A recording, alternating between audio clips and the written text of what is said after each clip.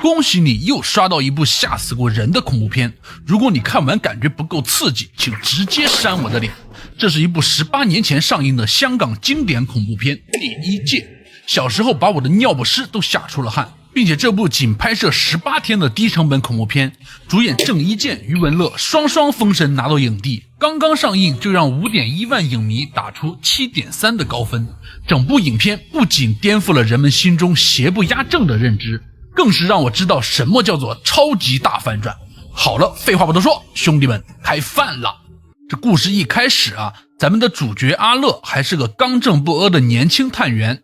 深夜他在停车场巡逻时，突然听到一阵急促的引擎声，司機是个戴着眼鏡的中年男人，看見阿樂就停了下來。頭先做乜開咁快？我個仔今晚生日啊，諗住早些少返去同佢慶祝生日。阿樂看了手表，都快過12點了，心裡就犯嘀咕，於是就讓司機出示駕照。可剛開完罰單，突然瞥見車子後尾燈壞了，他好心提醒司機，晚上開沒尾燈的車太危險，主動提出幫忙修。可就這隨手敲了敲尾燈的動作，指尖上竟沾了溫熱的血跡。順着縫隙一看，後備箱裡還在往外滲血。阿樂瞬間汗毛倒豎，這個男人他鐵定是有問題。他強裝鎮定，跟司機嘮嗑，轉移注意力，手卻悄悄摸到後備箱開關，咔嗒一聲打開，裡面赫然躺着一具女屍。可還沒等阿樂反應，司機瞬間變臉。仔唔緊張嘅，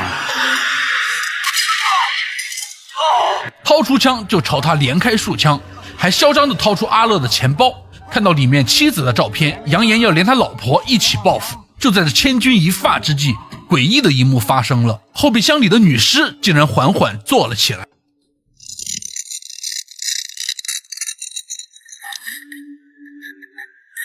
死死盯着凶手，男人被嚇得魂飛魄散，愣在原地。阿樂抓住機會撿起配槍，一槍爆頭反殺。可等他緩過神再看後備箱，女屍居然消失得無影無蹤，自己也因為傷勢太重昏了過去。一醒過來已經是49天以後了。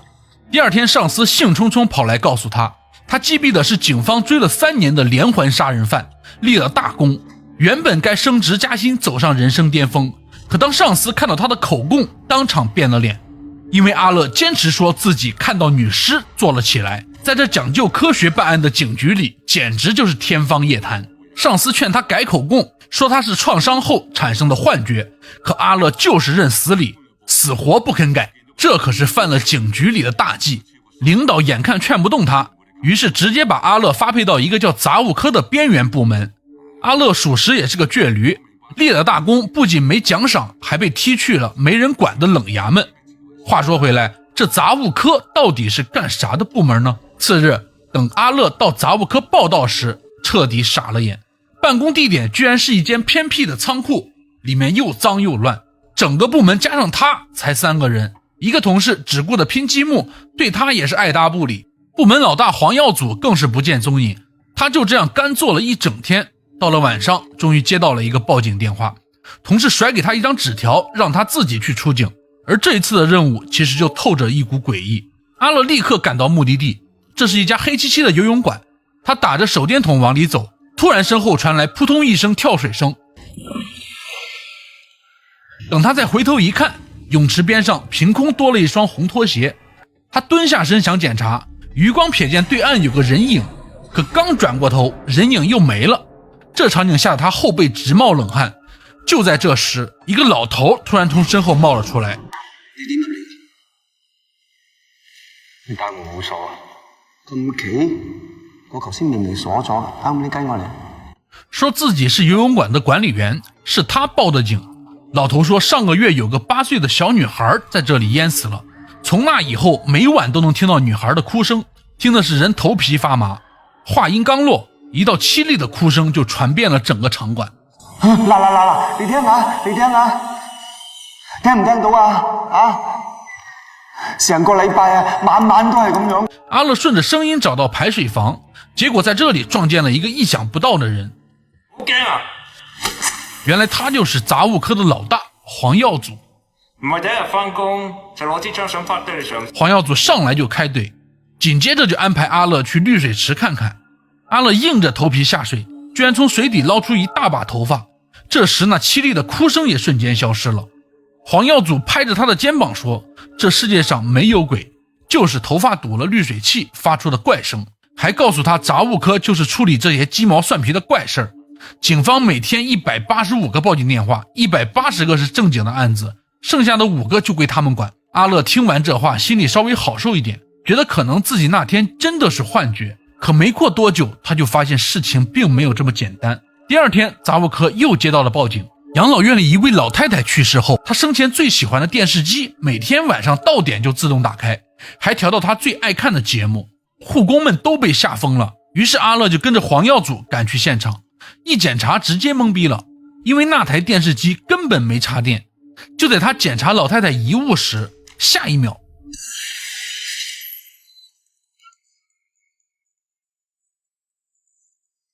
电视机突然自己亮了，又开始不停地换台。护工吓得直叫唤，可黄耀祖却淡定地跟护工说，2台电视机是一个牌子，遥控器串台了，搬远点就行。阿乐当场就急了，私下质问黄耀祖为啥要撒谎。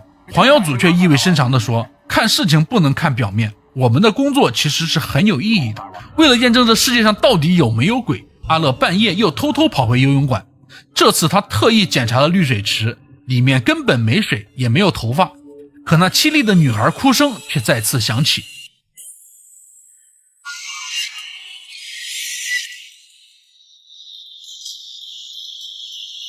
他顺着声音追到更衣室，突然听到一个稚嫩的孩子在喊，眼前赫然出现了那个溺水的女孩。阿乐吓得魂飞魄散，这才彻底相信世界上是真的有鬼。回到家，阿乐变得疑神疑鬼，妻子想给他个惊喜，说家里不光只有我们2个人，结果阿乐直接拔枪对准他，吓得妻子哭着说，我真係想同你講，我有咗 BB 啊。兄弟们，这一幕看着着实有点心酸了。阿乐被吓得已经失去了理智，连最亲近的人都不敢相信，这活再干下去非得成个精神病。阿乐第2天就找到上司想要调岗，可万万没想到黄耀祖居然拿着辞职信出来了。原来黄耀祖早就等着有人来接手杂物科，自己好退休跟着前妻复婚。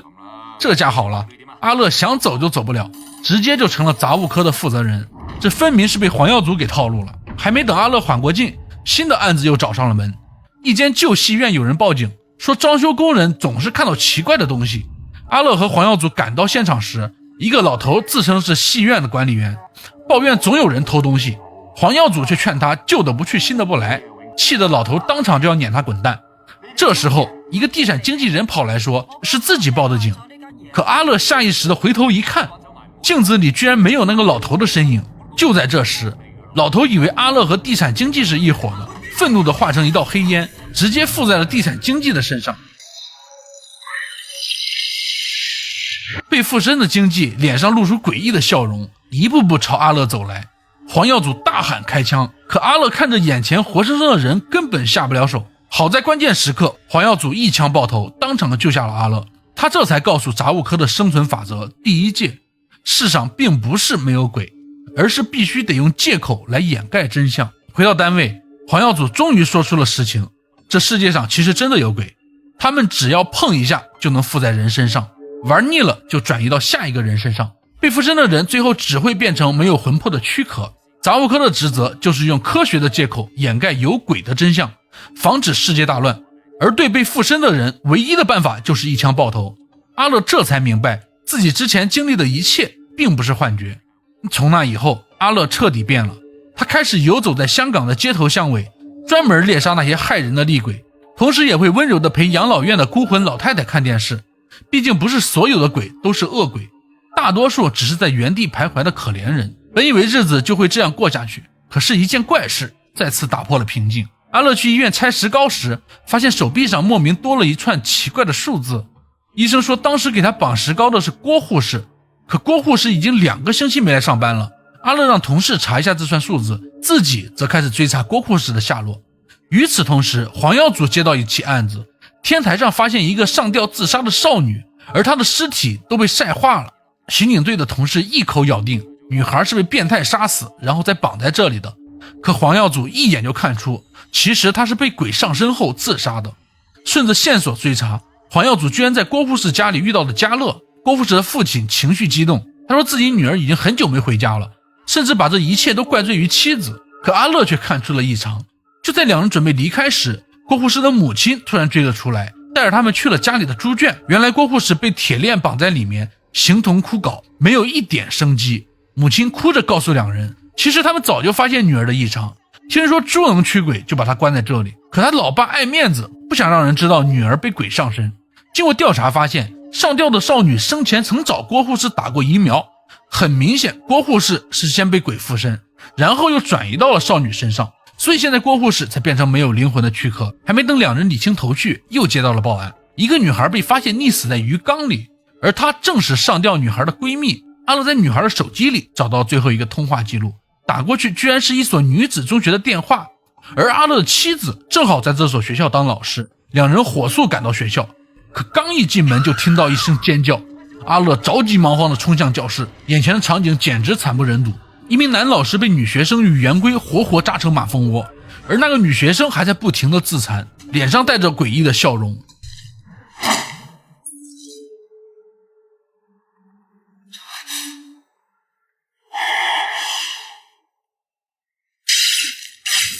此时的恶鬼已经混入了学生群中，根本分不清谁被附身了。阿乐只能举着枪，但又不敢轻易开枪。黄耀祖这时也赶了过来，突然一个女孩跑出了教室，阿乐连忙追了出去，结果发现她只是因为害怕才逃跑，而真正的恶鬼还在教室里。画面一转，经常给黄耀祖送外卖的双马尾小女孩小美居然出现在这里，原来她就是这所学校的学生。眼看这个恶鬼就要攻击黄耀祖，小美下意识地冲上去，谁知就是因为这个接触，女孩瞬间被附身。看着眼前天真无邪的小美，黄耀祖犹豫了，他实在是下不了手。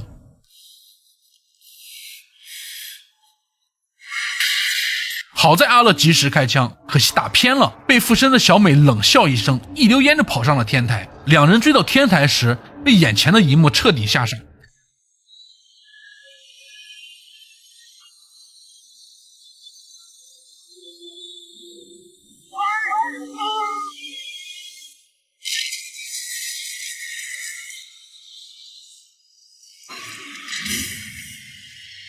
楼下的女警见状赶紧上前查看，可刚碰到小美的尸体就被恶鬼瞬间附身，下一秒直接开枪打死了身边的同事，抢了警车就跑。阿乐也是个狠人，一路追了整整一天，直到晚上才发现被遗弃的警车。就在他上前查看时，身后却传来孕妇的呼救声。他回头一看，被附身的女警居然挟持了一名孕妇，还当着他的面一枪打死了孕妇。阿乐气得双眼通红，可要转头，一把枪就顶在了他的脑袋上。这时电话响了，同事在电话里说，那串数字是张罚单编号，开单的警员就是你，车主叫陈福来。阿乐这时才恍然大悟，原来这个恶鬼就是当初被他击毙的连环杀人犯陈福来。陈福来附在女警身上，嚣张地说，那天在医院我本来能杀了你，可我发现死后竟然有这么好玩的东西，就想多玩会儿，把没玩够的游戏全都玩一遍。他还掏出阿乐的证件，扬言要去杀了阿乐的妻子。阿乐趁机就和陈福来扭打在一起，好不容易抢回了枪，可就在他准备开枪时，两名不知真相的巡警赶到，以为阿乐是凶手，直接把他按在地上。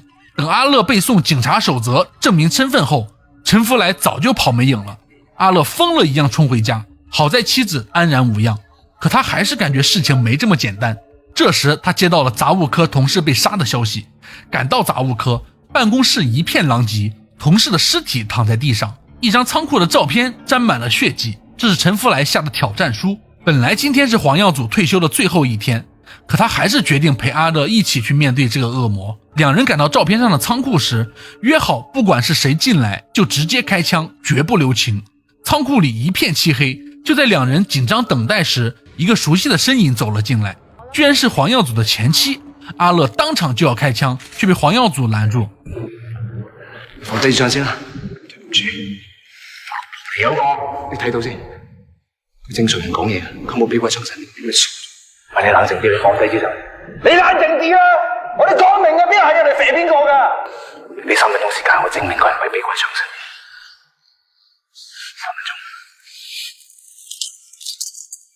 说着，黄耀祖就播放了两人最熟悉的音乐，和前妻跳起了舞。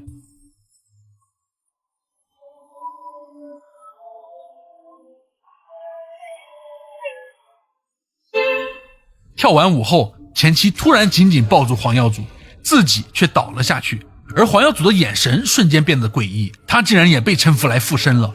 黄耀祖用最后一丝意识大喊：开枪，快开枪！阿乐心一横，扣动扳机，黄耀祖当场身亡。解决完这一切，阿乐向上司如实汇报了所有的事情，没想到上司不仅没有责罚他，还让他升职成了杂物科的科长。兄弟们，看到这里是不是觉得正义终于战胜了邪恶？别着急，事情还没完。等阿乐回到家和妻子温存时，脸上露出享受的表情。原来那天阿乐回家时，早就发现浴缸里躺着女警的尸体，而他的妻子早就被陈福来附身了。没等阿乐反应过来，就被陈福来从背后偷袭，彻底占据了他的身体。之后的一切其实都是陈福来精心策划的，他杀了杂物科的同事，画了挑战书引黄耀祖来仓库，最后利用阿乐的手杀死了黄耀祖，再编造了一套捉鬼的谎言向上司交代，成功当上了杂物科的科长。而黄耀祖的前妻根本就没有来过仓库，那只是陈福来制造的幻觉。影片的最后，黄耀祖的前妻按照约定来到两人最初认识的地方，而变成鬼的黄耀祖就静静地坐在他身后，默默注视着他。有人说这是一部鬼片，可导演真正想告诉我们的只是隐喻另外一个真相，这个世界上根本没有鬼，鬼只是人们作恶的借口。其实黄耀祖在杂物科干了10几年，一直替上司清除异己、贪污腐败，他害怕东窗事发，就用鬼来掩盖自己的罪行。阿乐一开始是刚正不阿的警察，可当他发现杂物科的权力可以为所欲为，逐渐就被欲望吞噬，杀死了同事和黄耀祖，把一切推到了鬼的身上，成为了下一个黄耀祖。就像影片里说的那个故事，一个男人拿着枪去森林捉熊，以为熊不是黑就是白，最后却被一只大灰熊给吃掉。这个世界不是非黑即白的，更多的是灰色地带，而人性的贪婪和邪恶远比鬼更可怕。这部仅拍摄18天的低成本恐怖片之所以能成为经典，就是因为它不仅有密集的恐怖桥段，更是有深刻的人性思考。它颠覆了邪不压正的传统认知，让我们看到了最真实的人性黑暗。好了，我是听雨，关注我，咱们下期再见，拜了个拜。